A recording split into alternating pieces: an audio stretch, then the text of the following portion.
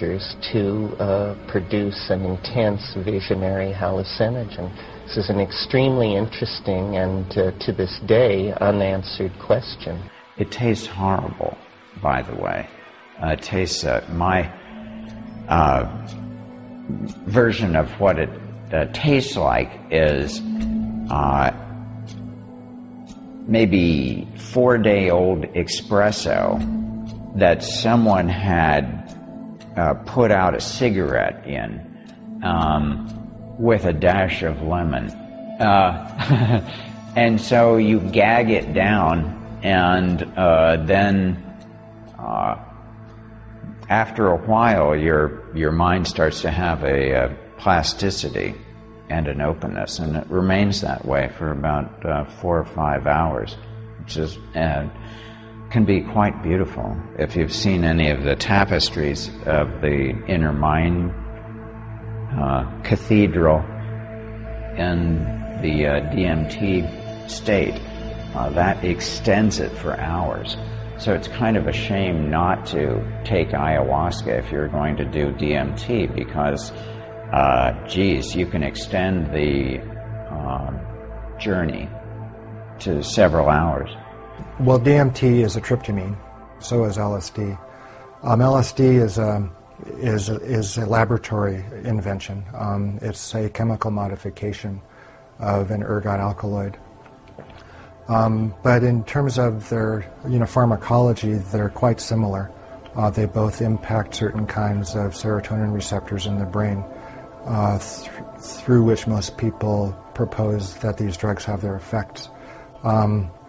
I would say the main difference is that DMT is quite short-acting and LSD is quite long-acting. But in terms of on the spectrum of effects, they're quite comparable in terms of the perceptual and emotional and the cognitive responses to consuming the drug or the compound. Also, DMT is a compound that is found in all kinds of animals and plants, and LSD isn't a natural product. It isn't found in the animal kingdom or the plant kingdom. In ayahuasca, the effects of DMT begin a lot slower, probably within a half hour, maybe an hour, and they peak in around 2 to 3 hours, and they're usually resolved between around 6 hours or so. So even though it's a slower effect, the quality of the response is the same. LSD was always a bit of a commitment, because you've got at least 8 hours that you're committed to this altered state. And so you have to arrange your life wisely to support that. And this is just a little more manageable, I think, in some ways. It's also very clean and very clear. And you don't feel any body load afterward.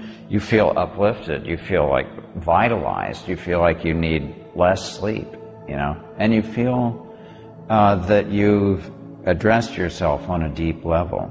A lot of deep issues came up for me.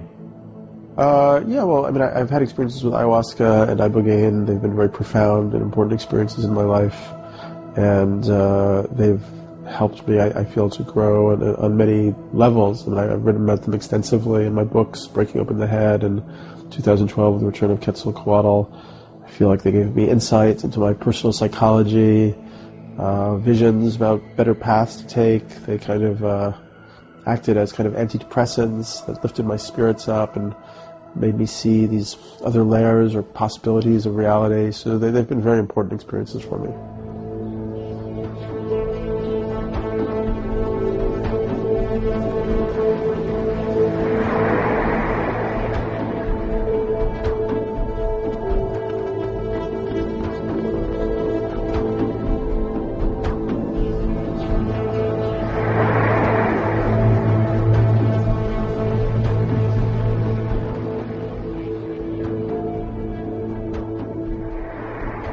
telepathic and group mind states are induced by this particular plant mixture. And it's particularly interesting in the light of the fact that the chemical constituents which make it go are in fact found endogenously in the human brain. These are not exotic compounds from the point of view of ordinary human brain chemistry. So there is a suggestion there that manipulation of neurohumoral compounds, brain neurotransmitters, and that sort of thing may in fact open the door to untapped areas of human potential. One of the games my brother liked to play with the mushrooms was, in this dialogue situation, he was always saying, tell me something I can't possibly know, right? And that will validate that it's not me, that this is coming from. I don't know that he ever succeeded in getting it. It's very cagey, they're very tricky that way. It's, but occasionally they do seem to tell people things that they can't possibly know, or that they've never thought about in quite that way. Now it's come out, for example, that Crick's insight into the structure of DNA was assisted by LSD, and he reluctantly but finally admitted that was a big influence. And many computer scientists, Steve Jobs has said LSD's been very useful for his creativity. Kary Mullis, the Nobel Prize winner who figured out the PCR chain reaction, has been quite upfront about it.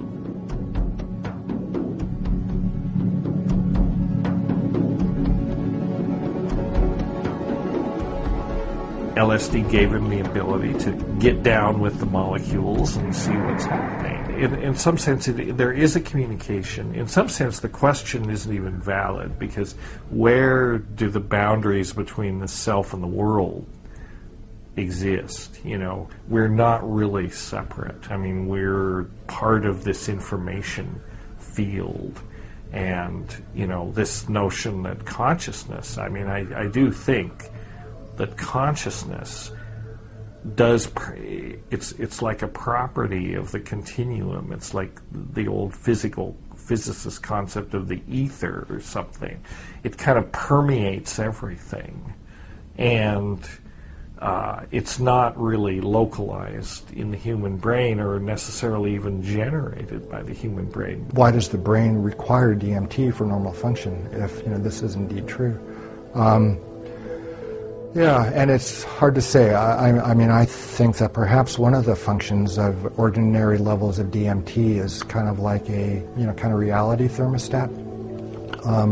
If you have a certain kind of narrow window of levels of DMT in the brain, it maintains this ordinary level of, perceptual, consensus reality that most of us live in. Kind of like the endomatrix in a way, as opposed to like an externally applied, psychological or, consciousness kind of matrix like in the movie. This is one that's internally generated. But it may be that the brain is a place where it becomes focused and concentrated.